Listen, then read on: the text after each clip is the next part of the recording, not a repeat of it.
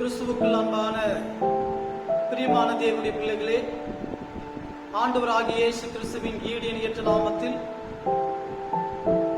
இந்த மாதத்தின் முதல் நாள் காலை ஆராதனை வேளையிலே உங்களை அன்போடு கூட நான் வாழ்த்தி வரவேற்கின்றேன். கடந்த நாட்கள் முழுவதுமாக, மாதங்கள் முழுவதுமாக நம்முடைய ஆண்டவர் நம்மை கண்மணி போல பாதுகாத்து இந்த மாதத்தையும் இந்த நாளையும் காணும்படியாக செய்த ஆண்டவருக்கு நான் இருதயத்தின் ஆழத்திலிருந்து நன்றியும் ஸ்தோத்திரங்களை நான் ஏறெடுக்கிறேன்.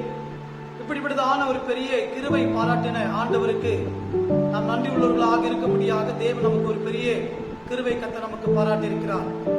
அருமையான தேவனுடைய பிள்ளைகளே, இந்த மனமகிழ்ச்சியான இந்த காலவேளையிலே வாக்குத்தத்த மற்றும் நற்கருணை ஆராதனை இந்த வேளையிலே நம் ஆண்டவரை நோக்கி நாம் பார்ப்போம்.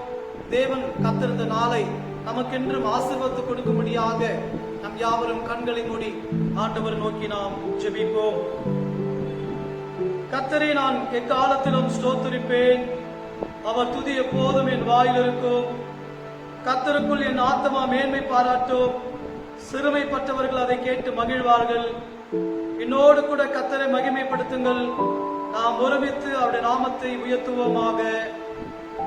இந்த அருமையான இந்த காலவெளியிலே கூட ஆண்டவரே, நாங்கள் யாவரும் ஒருமித்து உடைய திருநாமத்தை நாங்கள் தேடி வந்திருக்கிறோம். கடந்த நாட்கள் முழுவதுமாக எங்களை கண்மணி போல எங்களை பாதுகாத்து இக்கட்டான சூழ்நிலைகளிலும், ஒடுக்கப்பட்ட நேரங்களிலும், வறுமை நிறைந்த நேரங்களிலும் எங்களோடு கூட இருந்து எங்களை ஆண்டவரே கண்மணி போல பாதுகாத்து இந்த மாதத்தின் முதல் நாளிலே கூட ஆண்டவரே உம்முடைய திருப்பாதத்திலே நாங்கள் வந்து நிற்கும்படியாக தேவன் கொடுத்த கிருபைக்காக ஸ்தோத்திரிக்கிறோம்.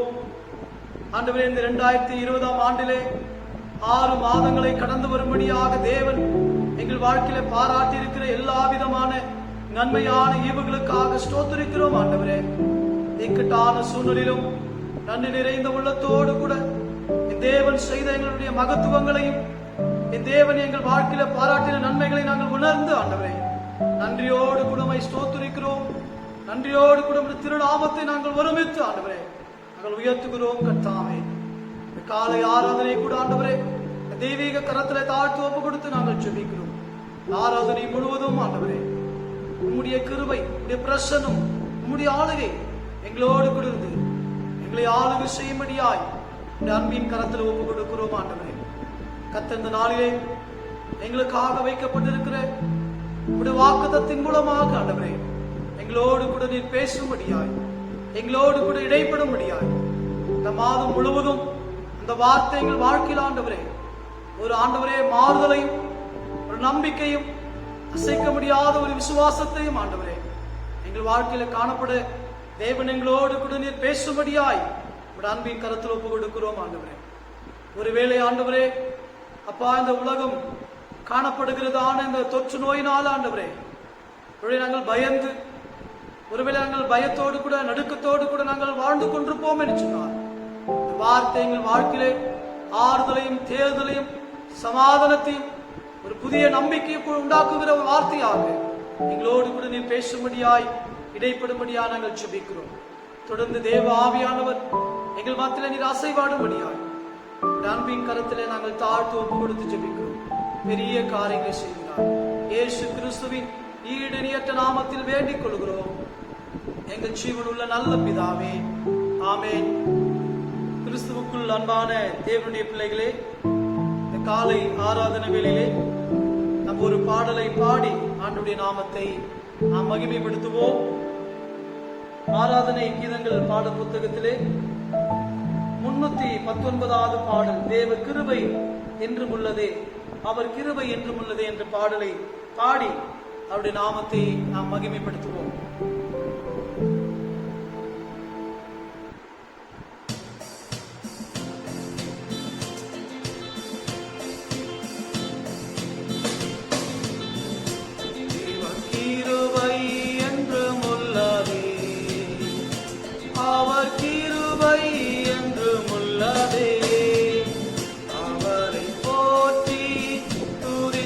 பாடி அல்லேலூயா என்றால் பரிபூர்ண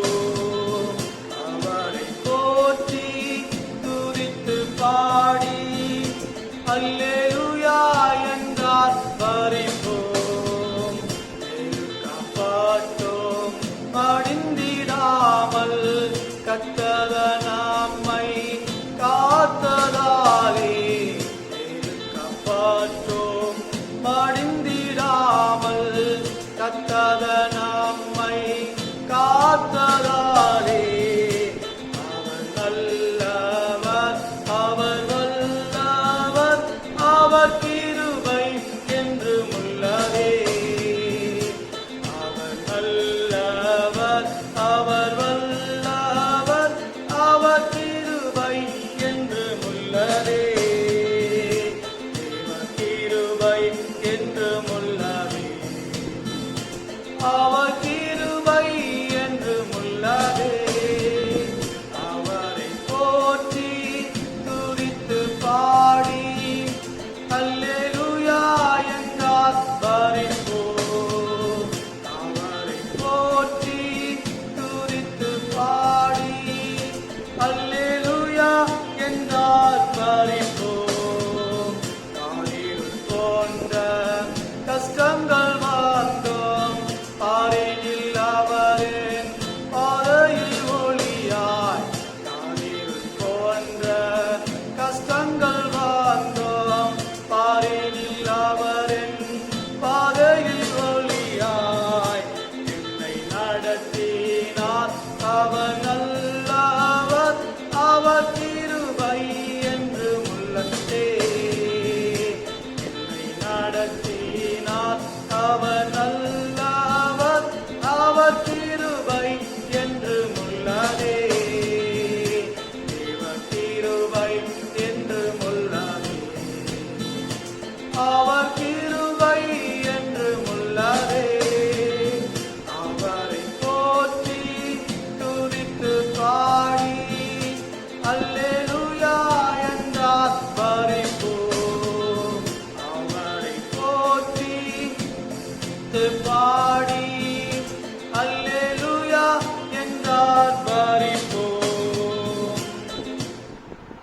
பிரியமான தேவனுடைய பிள்ளைகளே, இந்த காலை ஆராதனை வேளையிலே உங்களை யாவரையும் காணொளியின் மூலமாக பார்ப்பதில் நான் மிகுந்த மகிழ்ச்சி அடைகிறேன். கர்த்ததாமே கர்த்தர் நம்மோடு கூட இருந்து நம் ஒவ்வொருவரையும் ஆண்டவர் ஆசீர்வதிப்பாராக. ஆமென். பிரியமான தேவனுடைய பிள்ளைகளே, இந்த 7வது மாதத்திலே ஆண்டவர் நாம் கொடுக்கப்படுகிற வாக்குத்தத்தங்களை நாம் தியானிப்போம். இந்த நாளுக்கென்று நாம் தியானிக்கும்படியாக தெரிந்து கொள்ளப்பட்ட வேத பகுதி சங்கீதங்களின் புஸ்தகம் 33ஆம் அதிகாரம் வசனங்கள் 18, 19. நான் வாசிக்கிறேன். என்னோடு கூட வேத புத்தகத்தை எடுத்து வாசிக்கும்படியாக அன்போடு கூட நான் கேட்டுக்கொள்கிறேன். சங்கீதம் 33ஆம் அதிகாரம் வசனங்கள் 18, 19 நான் வாசிக்கிறேன். தமக்கு பயந்து தமது கிருபைக்கு காத்திருக்கிறவர்களின் ஆத்துமாக்களை மரணத்திற்கு விலக்கி விடுவிக்கவும், பஞ்சத்தில் அவர்களை உயிரோடு காக்கவும் அவருடைய கண்கள், கர்த்தருடைய கண்கள் அவர்கள் மேல் நோக்கமாயிருக்கிறது. பிரியமான தேவனுடைய பிள்ளைகளே, ஆண்டவர் இந்த மாதத்தில் நாம் கொடுக்கப்படுகிற வாக்குத்தத்தம் என்னவென்று சொன்னால், கர்த்தருடைய கண்கள் அவர்கள் மேல் நோக்கமாய் இருக்கிறது. ஆண்டவர் இந்த மாதத்திலே நமக்கு கொடுக்கப்படுகிற வாக்குத்தத்தம், சர்வ வல்லவருடைய கண் இந்த பூலோகத்தில் இருக்கிற ஒவ்வொரு மேலும் நோக்கமாய் இருக்கிறது என்று சொல்லி ஆண்டவர் இங்கே நமக்கு தெளிவாக சொல்லுகிறதை நாம் பார்க்கிறோம். வசனம் சொல்கிறது 18, 19 2 வசனம் தான் ஆண்டவர் இந்த மாதத்திலே நமக்கு கொடுக்கப்படுகிற வாக்குத்தத்தம். பிரியமான தேவ பிள்ளைகளே, சற்று இந்த சங்கீத புஸ்தகத்தை நாம் ஆராய்ந்து பார்ப்போம். பிரியமான தேவ பிள்ளைகளே, இந்த சங்கீதம் 32ஆம் சங்கீதமும் 33ஆம் சங்கீதமும் மஸ்கில் என்றும் தாவீதின் போதக சங்கீதம் என்று சொல்லி தலைப்பை கொடுக்கப்படுகிறதை நாம் பார்க்கிறோம். இது எழுதினது யார் என்று சொன்னால் தாவீது அவர்கள் இந்த சங்கீதத்தை அவர்கள் எழுதினார்கள் என்று சொல்லி நாம் பார்க்கின்றோம். பிரியமான தேவனுடைய பிள்ளைகளே, எபிரேய வார்த்தை சகால் என்பதிலிருந்து இந்த வார்த்தை வந்திருக்கலாம் என்று சொல்லி வேத வல்லுநர்கள் குறிப்பிடுகிறதை நாம் பார்க்கிறோம். இந்த வார்த்தையின் அர்த்தம் என்னவென்று சொல்லி நாம் பார்ப்போம் என்று சொன்னால், சகால் என்கிறதான அந்த வார்த்தைக்கு அர்த்தம் என்னவென்று சொன்னால் விவேகம், திறமை என்று சொல்லப்பட்டிருக்கிறதை நாம் பார்க்கிறோம். அருமையான தேவனுடைய பிள்ளைகளே, இந்த 2 சங்கீதங்களை நாம் பார்க்கின்ற போது மஸ்கில் என்பது இந்த சங்கீதத்தின் தலைப்பாக வருவதாக இதை ஒரு போதக சங்கீதங்கள் என்று சொல்லி அழைக்கப்படுகின்றதை நாம் பார்க்கின்றோம். இதன் அர்த்தம் என்னவென்று சொன்னால், பாவ சுபாவத்தை மூடப்பட்டு ஒத்துக்கொள்ளப்பட்டு மறைக்கப்பட்டு மன்னிக்கப்படுகிற பொழுது சம்பவிக்கின்றவற்றை குறித்து எழுதப்படுகிற சங்கீதம் என்று சொல்லி இந்த மஸ்கில் சங்கீதத்தை நாம் பார்க்கின்றோம். பிரியமான தேவ பிள்ளைகளே, இந்த 150 சங்கீதங்களிலே கிட்டத்தட்ட பாத்தீங்கன்னா, பிரியமான தேவ பிள்ளைகளே, இந்த மஸ்கில் என்கிறதான போதக சங்கீதத்தை 32ஆம் சங்கீதம், 33ஆம் சங்கீதம், 42, 44, 45, 52 55 சங்கீதங்கள், 74, 78, 88, 89, 142 ஆகிய இந்த அனைத்து சங்கீதங்களும் மஸ்கில் என்னும் போதக சங்கீதம் என்று சொல்லி அழைக்கப்படுகிறதை நாம் பார்க்கிறோம். பிரியமான தேவ பிள்ளைகளே, இந்த சங்கீதங்களில் அவர்கள் எழுதப்பட்ட மைய கருத்து என்னவென்று சொல்லி நாம் பார்ப்போம் என்று சொன்னால், பிரியமான தேவ பிள்ளைகளே, பாவத்திலிருந்து ஒருவன் விடுபட்டு பாவத்தை அறிக்கை செய்து அந்த பாவத்திலிருந்து மன்னிப்பை பெறுகிற பொழுது அவனுக்கு கிடைக்கிறதான ஆசீர்வாதங்கள், அவனுடைய வாழ்க்கையிலே நடைபெறுகிறதான சம்பவங்களை குறித்துதான் இங்கே தாவீது இங்கே சங்கீதமாக, இங்கே பாடலாக, விண்ணப்பமாக இங்கே எழுதப்பட்டிருக்கிறதை நாம் தெளிவாக காண முடிகிறதை நாம் பார்க்கிறோம். பிரியமான தேவ பிள்ளைகளே, இந்த சங்கீதத்திலே குறிப்பாக சங்கீதம் 33ஆம் சங்கீதத்திலே நாம் பார்க்கின்ற பொழுது இங்கே 19ஆம் வசனத்திலே கர்த்தருடைய கண் அவர்கள் மேல் நோக்கமாய் இருக்கிறது என்று சொல்லி தெளிவாக அங்கே சொல்லப்பட்டிருக்கிறதை நாம் பார்க்கிறோம். பிரியமான தேவ பிள்ளைகளே, யாருடைய மேல் கர்த்தருடைய கண்கள் நோக்கமாய் இருக்கிறது என்று சொல்லி நாம் சற்று தெளிவாக நாம் ஆராய்ந்து பார்க்க வேண்டும். யார் மேல் கர்த்தருடைய கண்கள் இருக்கும் என்று சொல்லி, பாவிகள் மீது கர்த்தருடைய கண்கள் இருக்காது. ஆனால் வேத வசனம் தெளிவாய் சொல்கிறது. சங்கீதம் 34:15 நாம் பார்க்கிறோம், கர்த்தருடைய கண்கள் நீதிமான்கள் மேல் நோக்கமாய் இருக்கிறது என்று சொல்லி. அருமையான தேவ பிள்ளைகளே, பாவத்திலிருந்து விடுதலை பெற்று, சாபத்திலிருந்து விடுதலை பெற்று, அக்கிரமத்திலிருந்து விடுதலை பெற்று ஒரு நீதிமானாக கர்த்தருக்கு பயந்து அவருடைய கிருபைக்கு காத்திருக்கிறவர்கள் மேல் அவருடைய கண் நோக்கமாய் இருக்கிறது என்று சொல்லி இங்கே சங்கீதக்காரன் தெளிவாக எழுதப்பட்டிருக்கிறதை நாம் பார்க்கிறோம். அதுதான் சங்கீதம் 34:15 நாம் பார்க்கிறோம், கர்த்தருடைய கண்கள் நீதிமான்கள் மேல் நோக்கமாய் இருக்கிறது. நீதிமான்கள் யார் என்று சொன்னால், பாவத்தை அறிக்கை செய்து கர்த்தருக்கு பயந்து உண்மையும் உத்தமமான வாழ்க்கையிலே அவர்கள் ஒவ்வொரு நாளும் நடந்து தேவ கிருபைக்காக காத்திருக்கிறவர்கள் தான் நீதிமான்கள், ரட்சிக்கப்பட்டவர்கள் என்று சொல்லி வேதம் தெளிவாக சொல்லப்பட்டிருக்கிறதை பார்க்கிறோம். கடந்த வாரத்திலே கூட நீதிமானாய் வாழ்கின்ற பொழுது அவன் பெற்றுக் கொள்கிற ஆசீர்வாதங்கள் என்று சொல்லி நாம் கடந்த வாரத்திலே நாம் ஆண்டுடைய வார்த்தைகளை நாம் தியானம் செய்தோம். அதே வண்ணமாக தான் இங்கே பார்க்கிறோம், கர்த்தருடைய கண்கள் நீதிமான்கள் மேல் நோக்கமாயிருக்கிறது என்று சொல்லி நாம் பார்க்கிறோம். இங்கே கண்கள் அப்படின்னு சொல்லி நாம் பார்ப்போம் என்று சொன்னால், இந்த உலகத்திலே நாம பார்க்கிறோம், நிறைய கண்களை நம்ம பார்க்கலாம். நம்ம பார்க்கின்ற அநேக மனிதர்களை, மக்களை நாம் பார்க்கின்ற பொழுது கண்கள் ரொம்ப பெருசா இருக்கும், சில பேருக்கு கண்கள் சிறிதாக இருக்கும். நிறைய பேர் பட்ட பெயர்கள் வைத்து கூட அவர்களை அழைப்பார்கள், முட்டைக்கண் என்று சொல்வாங்க. மற்ற பெயர்களை வைத்து அநேக கண்களை நம்ம இந்த உலகத்திலே வாழ்கிற மனிதர்களை குறித்து நம்ம பார்க்கிறோம். அது மாத்திரமல்ல, மனிதனுடைய கண்களை குறித்து அநேக நம்முடைய முன்னோர்கள் அநேக வார்த்தைகளை நமக்கு சொல்லிட்டு போயிருக்கிறாங்க. என்னன்னு சொன்னா, மனுஷனுடைய கண்ணு பொல்லாதது, ஐயோ நம்ம கண்ணு மகா பயங்கரமான கண்ணு, நம்ம கண்ணு வச்சுட்டு அது அழிந்து போகும் அப்படி இல்லாம என்ன சொல்லி என்ன பண்ணுவாங்க, நம்முடைய முன்னோர்கள் மனிதனுடைய கண்களை குறித்து அப்படிப்பட்ட காரியங்களை குறித்து சொல்லுகிறதை நாம் கேட்கிறதை நாம் பார்க்கின்றோம். ஆனால் பிரியமான தேவனுடைய பிள்ளைகளே, தேவனுடைய கண்கள் என்பது நாம் பார்ப்போம் என்று சொன்னால், அது தேவனுடைய கண்களை குறித்து நாம் ஆராய்ந்து பார்ப்போம் என்று சொன்னால், தேவனுடைய கண்ணை குறித்து நாம் பார்க்கும் போது தேவனுடைய அன்பை வெளிப்படுத்துகிறதாய் காணப்படுகிறது. அவருடைய கண்களிலே அன்பை மாத்திரமல்ல, தேவனுடைய கண்களிலே கருணை காண்பிக்கிறதாய் காணப்படுகிறது. அது மாத்திரமல்ல பிரியமான தேவ பிள்ளைகளே, தேவனுடைய கண்களிலே கிருபை காணப்படுகிறது. அதுதான் பழைய ஏற்பாட்டு காலத்திலே பார்க்கிற பொழுது நம்ம வேதத்தில் அநேக தேவனுடைய பிள்ளைகள் கர்த்தருடைய கண்களிலே கிருபை கிடைத்தது. நோவாவுக்கோ கர்த்தருடைய கண்களிலே கிருபை கிடைத்தது, கருணை கிடைத்தது. அவர் அன்பாய் நம்மை நோக்கி பார்க்கிறார் என்று சொல்லி நாம் பார்க்கிறோம். இன்னைக்கு மனிதனுடைய கண்கள் நம்ம நன்றாக இருப்போம் என்று சொன்னால் அந்த கண்களிலே பல அர்த்தத்தோடு கூட பார்ப்பார்கள்.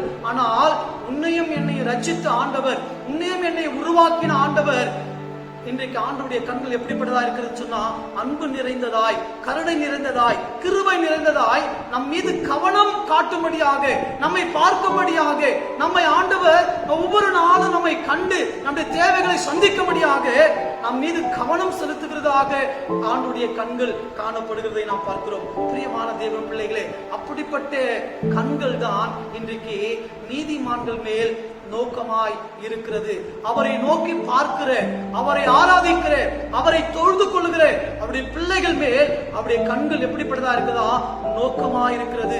எப்படி பாருங்களேன், அன்பு நிறைந்ததாய், கரிசனை நிறைந்ததாய், கிருபை நிறைந்ததாய், கவனம் நிறைந்ததாய் அவருடைய கண்கள் மனுபுத்திரனை நோக்கி பார்க்கிறது என்று சொல்லி இங்கே நாம் பார்க்கின்றோம். அது மாத்திரமல்ல பிரியமான தேவ பிள்ளைகளே, நம்முடைய ஆண்டவருடைய கண், நம்முடைய தேவனுடைய கண் யார் மேலே நோக்கமாய் இருக்கிறது என்று சொல்லி நம்ம வேதத்தின் வாயிலாக நாம் பார்த்தோம். சங்கீதம் 34:15 கர்த்தருடைய கண்கள் நீதிமான்கள் மேல் நோக்கமாய் இருக்கிறது. அப்ப நீதிமான்கள் யார் என்று சொன்னால், கர்த்தருக்கு பயப்படுகிறவர்கள், கர்த்தருடைய கிருபைக்காக காத்திருக்கிறவர்கள் என்று சொல்லி நாம் பார்க்கிறோம். இப்படிப்பட்ட தேவனுடைய பிள்ளைகள் மீது ஆண்டவருடைய கிருபை, ஆண்டவருடைய கண்கள் அவர்கள் மேல் எப்படிப்பட்டதாய் நோக்கமாய் இருக்கிறது. என் கண்கள் பூலோகம் எங்கும் மனுபுத்திரனை கண்ணோக்கி பார்க்கிறது என்று சொல்லி நாம் பார்க்கிறோம். இந்த ஆலயத்திலே என் கண்கள் நோக்கி பார்த்து கொண்டிருக்கிறது என்று சொல்லி நாம் வேதத்திலே பார்க்கிறோம். ஆண்டவருக்கு மறைவாக இந்த உலகத்தில் நாம் எங்கே போய் ஓடி ஒளிந்து கொள்ள முடியாத அவருடைய கண்கள் நம்மை பார்த்து கொண்டே இருக்கிறது என்று சொல்லி வேத வசனம் தெளிவாக சொல்கிறது. என் அன்பு தேவச்சனமே, பழைய ஏற்பாட்டு காலத்திலே அநேக தேவ பிள்ளைகள் ஆண்டுடைய கண்கள் நோக்கமாக இருந்தது என்று சொல்லி பார்க்கிறோம். ஆகாரை குறித்து நாம் பார்க்கின்ற போது, நான் என்னுடைய கண்ணீரை கண்ட தேவன் என்று சொல்லி, நான் நோக்கி பார்த்த என் ஆண்டவர், அவருடைய கண்கள் என்னை கண்டது என்று சொல்லி, அவருக்கு என்னை காண்கிற தேவன் என்று சொல்லி ஆகார் என்கிற தேவ மகள் என்ன பண்ணுகிறாள், பெயர் வைக்கிறதை நாம் பார்க்கிறோம். கிறிஸ்துவுக்குள் அன்பான தேவனுடைய பிள்ளைகளே, இப்படிப்பட்ட கர்த்தருக்கு பயப்படுகிறவர்கள் மேல், கர்த்தருடைய கிருபைக்காக காத்திருக்கிற மேல் அவருடைய கண்கள் நோக்கமாய் இருக்கிறது என்று சொல்லி வேத வசனம் தெளிவாக சொல்லி நாம் வாசிக்கப்பட்ட வேத பகுதியிலே நாம் இன்னொரு முறை நான் வாசிக்கிற அன்பு தேவ பிள்ளைகளே, தமக்கு பயந்து தமது கிருபைக்கு காத்திருக்கிறவர்கள் மேல் பிரியமான தேவ பிள்ளைகளே, கர்த்தருடைய கண்கள் அவர்கள் மேல் நோக்கமாய் இருக்கிறது என்று சொல்லி பார்க்கிறோம். இப்படிப்பட்ட பிரியமான தேவ பிள்ளைகளே, ஒருவேளை நம்முடைய வாழ்க்கையிலே கர்த்தருக்கு பயந்து அவருடைய கிருபைக்காக நாம் காத்திருப்போம் என்று சொன்னால், அவருடைய கண்கள் நம் மீது எப்படிப்பட்டதா இருக்குதா, நோக்கமாய் இருக்கிறது என்று சொல்லி வேத வசனம் சொல்கிறது. அப்ப பிரியமான தேவ பிள்ளைகளே, அப்ப கர்த்தருடைய கண்கள் நம்மேல் இருக்கும் என்று சொன்னால், ஆண்டவர் நாம் கொடுக்கிறதான பலன் என்ன? ஒருவேளை நீதிமான்கள் மேல் கர்த்தருடைய கண்கள் நோக்கமாய் இருக்கிறது என்ற வார்த்தையின்படி, அப்படி ஒருவேளை நம்முடைய ஆண்டவருடைய கண்கள் நம்ம மேல் நோக்கமாய் இருக்கும் என்று சொன்னால், ஆண்டவர் நாம் கொடுக்கிறதான பலன், ஆசீர்வாதங்கள் என்ன என்பதுதான் இன்றைக்கு 2 காரியங்களை குறித்து இந்த 2 வேத வசனத்தின் வாயிலாக உங்களோடு கூட நான் பகிர்ந்து கொள்ள ஆசைப்படுகிறேன். இப்படிப்பட்ட ஆண்டவருடைய கிருபைக்காக காத்திருக்கிறவர்கள் மேல், தேவனுக்கு பயந்து அவர் வழிகளிலே நாம் நடக்கின்ற பொழுது ஆண்டவருடைய கண்கள் நம் மீது நோக்கமா இருக்கிறது. அப்படி நம் மீது அப்படியே கண்கள் நோக்கமா இருக்கும் என்று சொன்னால், ஆண்டவர் முதல்ல நாம் கொடுக்கிறதான பலன், ஆசீர்வாதத்தை குறித்து நாம் பார்ப்போம் என்று சொன்னால், வேத வசனம் தெளிவாய் சொல்கிறது. சங்கீதம் 33:18 நாம் பார்க்கிறோம், தமக்கு பயந்து தமது கிருபைக்கு காத்திருக்கிறவர்களின் மேல், பிரியமான தேவ பிள்ளைகளே, அவருடைய ஆத்துமாக்களை மரணத்திற்கு விலக்கி விடுவிக்கின்றார் என்று சொல்லி வேத வசனம் தெளிவாக சொல்கிறது. மரணத்திலிருந்து விலக்கி ஆண்டவர் நம்ம என்ன பண்றா, விடுவிக்கிற ஒரு ஆண்டவராக இருக்கிறார். கர்த்தருக்கு பயந்து அவருடைய கிருபைக்கு காத்திருக்கிறவர்கள் மேல் நீதிமானாக்கப்பட்டவனாக, ரட்சிக்கப்பட்ட ஒரு வாழ்க்கை, நம் ஆண்டவருக்கு பிரியமுள்ள ஒரு வாழ்க்கை நாம் வாழ்கின்ற பொழுது ஆண்டவர் நமக்கு கொடுக்கிற முதல் ஆசீர்வாதம் என்னன்னு சொன்னா, முதல் பலன் என்ன சொன்னா, மரணத்திலிருந்து விலக்கி நம்ம என்ன பண்றாராம், விலக்கி விடுவித்து பாதுகாக்கிற ஒரு ஆண்டவராக இருக்கிறார். என் அன்பு தேவச்சனமே, இன்றைக்கு இந்த உலகத்திலே நாம் ஒட்டுமொத்தமாய் நாம் பார்க்கின்ற பொழுது உலகம் முழுவதுமாக தொற்று நோயினாலே COVID-19 கொரோனா என்கிறதான வைரஸ் மூலமாக அநேக ஜனங்கள் பாதிக்கப்பட்டு இன்னைக்கு மரணத்தை தழுவிக் கொண்டிருக்கிறதை பார்க்கிறோம். அநேக குடும்பங்கள் இன்னைக்கு மரித்துக் கொண்டிருக்கிறதை பார்க்கிறோம். அநேக குடும்பங்களிலே பிள்ளைகள், பெற்றோர்கள் இன்னைக்கு மரித்துக் கொண்டிருக்கிறதை நாம் பார்க்கிறோம். இப்படிப்பட்ட ஒரு சூழ்நிலையில தான் இன்னைக்கு நாம் யாரா இருந்தாலும் சரி, நமக்கு என்னதான் விசுவாசம் இருந்தாலும் சரி, நம்ம என்னதான் நம்ம முழங்கால் பிடிச்சு ஜெபித்தாலும் சரி,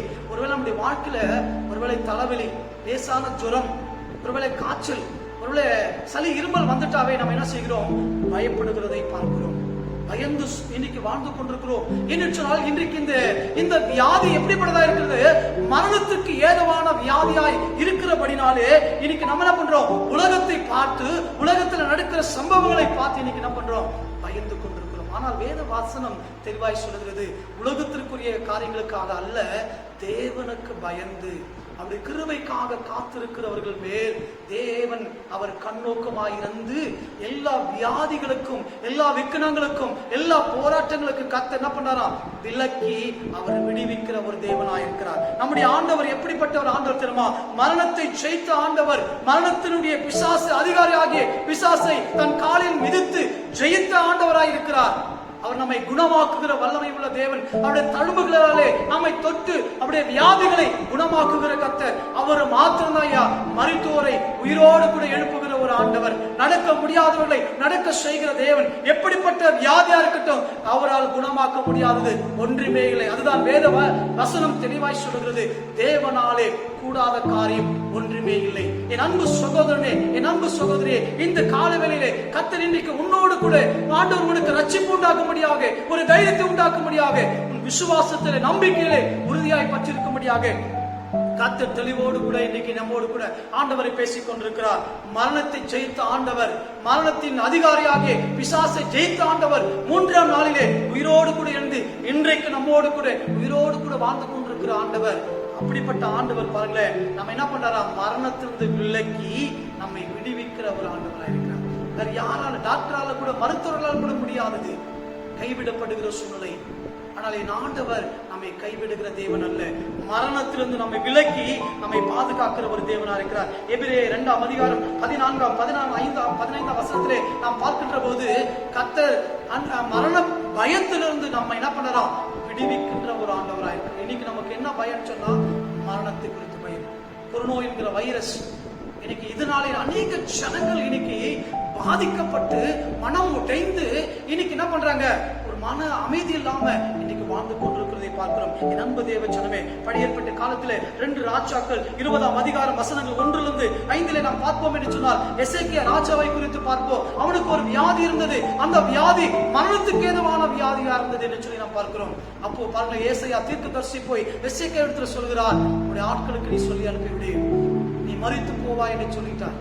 சொல்லி அவர் கடந்து போகின்ற பொழுது எசேக்கியா ராஜா சுவர்புறமாக திரும்பி தேவனை நோக்கி அழுது புலம்பி ஜெபிக்கிறதை பார்க்கிறோம். ஆண்டவரே, நான் உமக்கு பிரியமானவனாய், உண்மை உள்ளவனாய் நான் வாழ்ந்தேன் ஆண்டவரே, அவைகளை நினைவு கூறும் ஆண்டவரே என்று சொல்லி அவன் வாழ்ந்த வாழ்க்கையை, அவன் செய்த பாவங்களை அறிக்கை செய்து விட்டு விடுகிறதை பார்க்கிறோம். அப்போதுதான் கர்த்தருடைய கண்களிலே எசேக்கியா ராஜாவுக்கு கர்த்தர் கண்ணோக்கி பார்த்து கிருபை கிடைத்து அங்கே என்ன செய்கிறார், ஆண்டவர் சுகத்தை கொடுக்கிறதை பார்க்கிறோம். எசேக்கியா தீர்க்கதரிசி மீண்டுமாக வரவழைத்து கர்த்தர் அவனுக்கு ஆண்டவர் என்ன செய்கிறாரு, மீண்டுமாக ஆயுசு நாட்களை கர்த்தர் பெருக செய்கிறதை பார்க்கிறோம். இதை கேட்டுக்கொண்டிருக்கிற என் அன்பு தேவச்சனமே, இன்றைக்கு நம்முடைய வாழ்க்கையில கூட இன்னைக்கு வருகிறதான இந்த வியாதி, கண்ணுக்கு புலப்படாத இந்த கொரோனா என்கிற வைரஸ், ஒருவேளை இந்த வியாதி மரணத்துக்கு ஏதுவாக இருக்கலாம், ஒருவேளை அது ஒண்ணு பற்றி கொண்டு இருக்கலாம். நீ பயப்படாதே, கலங்காதே, கர்த்தருக்கு பயந்து அவருடைய கிருபைக்காக காத்திரு. அவர் உன்னை விடுவிக்க அவர் வல்லவராக இருக்கிறார். அவரால் மாத்திரமே விடுதலை உண்டாக்க முடியும், அவரால் மாத்திரமே நமக்கு சுகம் கொடுக்க முடியும், அவரால் மாத்திரமே நமக்கு ரட்சிப்பு கொடுக்க முடியும். என் அன்பு தேவச்சனமே, இந்த காலவெளியிலே கர்த்தருடைய வாழ்க்கையை, கர்த்தருடைய வார்த்தை கேட்டுக்கொண்டிருக்கிற அன்பு தேவச்சனமே, ஆண்டுடைய சமூகத்திலே நம்மை நாமே அர்ப்பணிப்போம். எசேக்கியா ராஜா தேவனுக்கு முன்பாக அழுது புலம்பி, ஆண்டவரே பாவங்களை நீர் மன்னியும் ஆண்டவரே, நான் உனக்கு உண்மையான காரியங்களை நான் வாழ்ந்திருக்கிறேன் ஆண்டவரே சொல்லி ஜெபித்த போது கர்த்தர் அவனுடைய வாழ்க்கையிலே ஒரு பெரிய ஆசீர்வாதத்தை ஆண்டவர் கொடுத்தாருன்னு சொல்லி பார்க்கிறோம். என் அன்பு தேவச்சனமே, இரண்டாவது நம்முடைய வாழ்க்கையிலே கர்த்தருடைய கண்கள் நம்மே நோக்கமாய் இருக்கும் என்று சொன்னால் கர்த்தர் நமக்கு இரண்டாவது கொடுக்கிறதான ஆசீர்வாதத்தை நாம் பார்ப்போம். சங்கீதம் 33 அதிகாரம் 19 வசனத்திலே பார்க்கின்ற போது 18-19 பார்க்கும்போது, தமக்கு பயந்து தமது கிருபைக்கு காத்திருக்கிறவர்களின் மேல் பஞ்ச காலத்தில் அவர்களை உயிரோடு காக்கவும் கர்த்தருடைய கண்கள் அவர்கள் மேல் நோக்கமாயிருக்கிறது. பிரியமான தேவ பிள்ளைகளை, இரண்டாவது கர்த்தர் நமக்கு ஆண்டவர் பார்க்கல. முதலாவது நாம் பார்த்தோம் வியாதி, மரணத்துக்கு ஏதுவான வியாதி. எப்படிப்பட்ட ஒரு வியாதியா இருக்கட்டும், கர்த்தர் நம்மை அணுகாதபடிக்கு மரணத்திலிருந்து கர்த்தர் நம்மை விலக்கி ஆண்டவர் என்ன பண்றாரு, பாதுகாக்கிற ஒரு ஆண்டவராக இருக்கிறார். இரண்டாவது நாம் பார்க்கிறோம் பஞ்சத்தில் அவர்களை உயிரோடு கூட காப்பாற்றுகிற தேவனாய் இருக்கிறார். பிரியமான தேவ பிள்ளைகளே, இன்னைக்கு இந்த COVID-19 மூலமாக கிட்டத்தட்ட 3 மாதங்களாக இன்னைக்கு நாம் முடங்கி கொண்டிருக்கிறோம். வெளியே செல்ல முடியாத ஒரு சூழ்நிலை.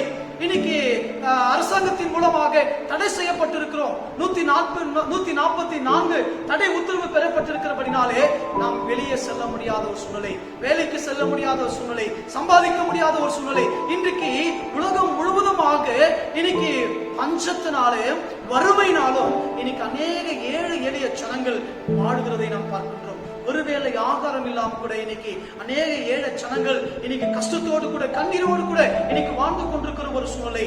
இப்படிப்பட்ட ஒரு சூழ்நிலை தான் இன்றைக்கு நம்முடைய உலகத்துல, நம்முடைய தேசத்துல, நம்முடைய இடத்துல, நம்முடைய குடும்பத்துல இன்னைக்கு நாம் பார்க்கின்றோம்.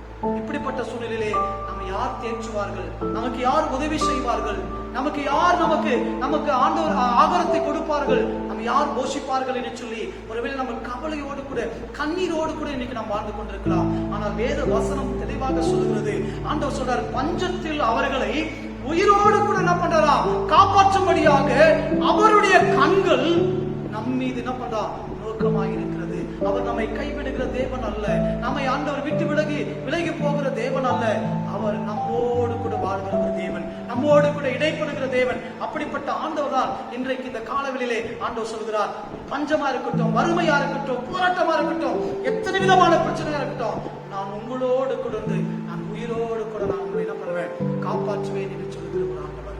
பிரியமான தேவ பிள்ளைகளே, வேதத்துல நாம் பழைய ஏற்பாட்டு காலத்திலே பார்க்கின்ற போது வேதத்துல பல பஞ்சங்களை குறித்து நாம் பார்க்கிறோம். ஆபிரகாம் காலத்துல உண்டான பஞ்சங்கள், ஈசாக்கு காலத்துல உண்டான பஞ்சங்கள், நம்முடைய அநேக தீர்க்கதரிசி காலங்களிலே ஏற்பட்ட பஞ்சங்களை குறித்து நாம் பார்க்கிறோம். ஆனால் இங்கே பிரியமான தேவ பிள்ளைகளே, நம்ம இன்னைக்கு யோசேப்பு காலகட்டத்திலே அவன் எகிப்து தேசத்தில் அடிமையாக கொண்டு போகப்பட்டு அவன் சிறைச்சாலையில் இருக்கிற பொழுது அப்போது என்ன பண்ற பார்வோர் ஒரு தரிசனத்தை காண்கிறதை நாம் பார்க்கிறோம். அந்த தரிசனத்திலே பார்க்கிற பாருங்க, 7 ஆண்டுகள் நல்ல விளைச்சல்கள், மீண்டுமாக 7 ஆண்டுகள் ஒரு கொடிய பஞ்சத்தை வருகிறதான ஒரு வறுமை வறட்சி வரப்போகிறது என்று சொல்லி அந்த தரிசனத்தை பார்க்கிறோம். அந்த தரிசனத்தை யோசேப்பின் மூலமாக விளக்கப்படுகிறது. அப்பொழுது யோசேப்பை அந்த எகிப்து தேசத்துக்கு முழுவதுமாக அதிகாரியாக கர்த்தர் அவனை உயர்த்துகிறதை பார்க்கிறோம். இந்த தேசத்திலே காணப்படுகிற பஞ்சத்திலிருந்து மீட்கும்படியாக தான் ஆண்டவர் என்ன செய்கிறார்னா, யோசேப்பை அடிமையாகவே முன்னதாகவே எகிப்து தேசத்துக்கு கொண்டு போகப்படுகிறதை நாம் பார்க்கிறோம். அந்த கொடியும் மிகவும் பஞ்சமா, இந்த பஞ்சம் மிகவும் கொடியதாக இருந்தது என்று சொல்லி பார்க்கிறோம்.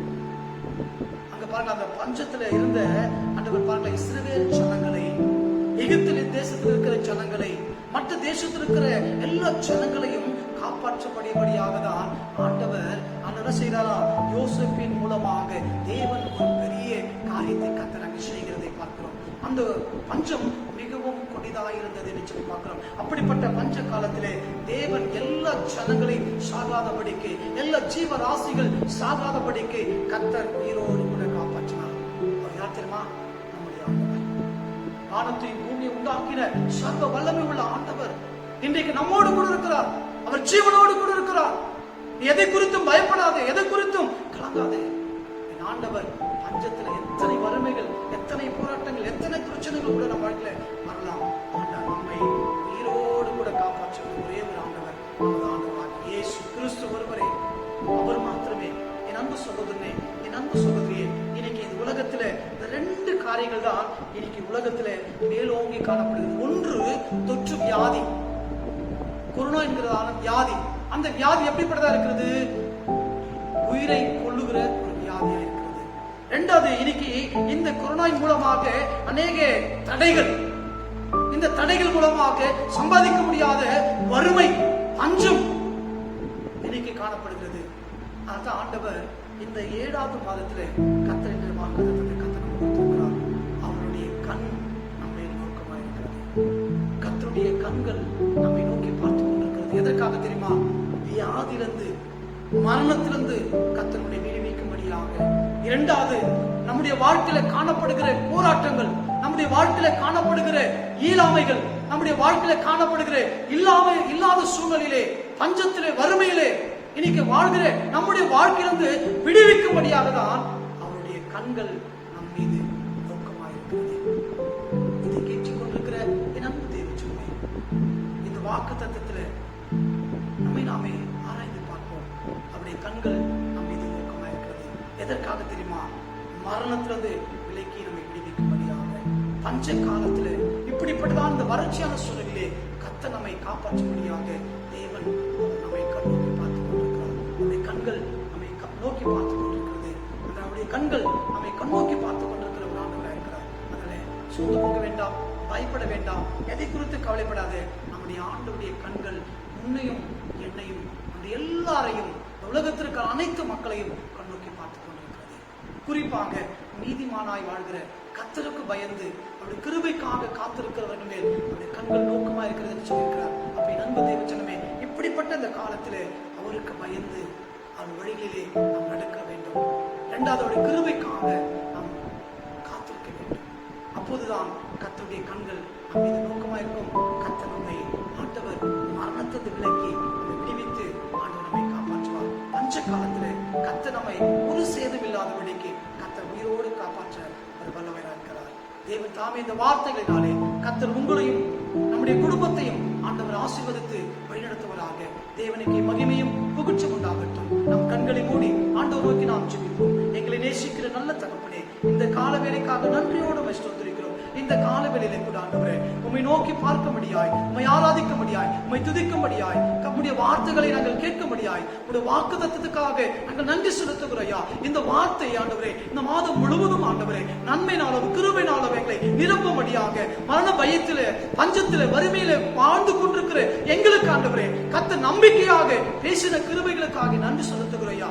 தொடர்ந்து எங்களையும் எங்கள் குடும்பங்களையும் ஆண்டவரே, எங்கள் தேசத்தையும் உலக நாடுகளை முழுவதும் ஆண்டவரே இந்த கொரோனாவாலே பாதிக்கப்பட்டிருக்கிற அனைத்து ஜனங்களையும் ஆண்டவரே நீ காப்பாற்றும்படியாய் அன்பின் தெய்வீக கரத்திலே எங்களை தாழ்த்து கொடுக்கிறோம். தொடர்ந்து பெரிய காரணம் எல்லா துதி கன மகிமை உமக்கு ஒருவருக்கே நாங்கள் எடுக்கிறோம். ஆராது இயேசு கிறிஸ்துவின் ஈடு இணையற்ற நாமத்தில் வேண்டிக் கொடுக்கிறோம் எங்கள் ஜீவனுள்ள நல்ல பிதாவே, ஆமென். தேவனுடைய ஆசீர்வாதத்தை நாம் பெற்றுக் கொள்வோம். நமது ஆண்டவராகிய இயேசு கிறிஸ்துவின் கிருபையும், பிதாவாகிய தேவனுடைய அன்பும், பரிசுத்த ஆவியானவருடைய அன்பின் ஐக்கியமும் நம் அனைவரோடு கூட சதாகாலம் நிலைத்திருந்து நம்மை பாதுகாத்து பராமரித்து போஷித்து வழிநடத்துவராக. ஆமென்.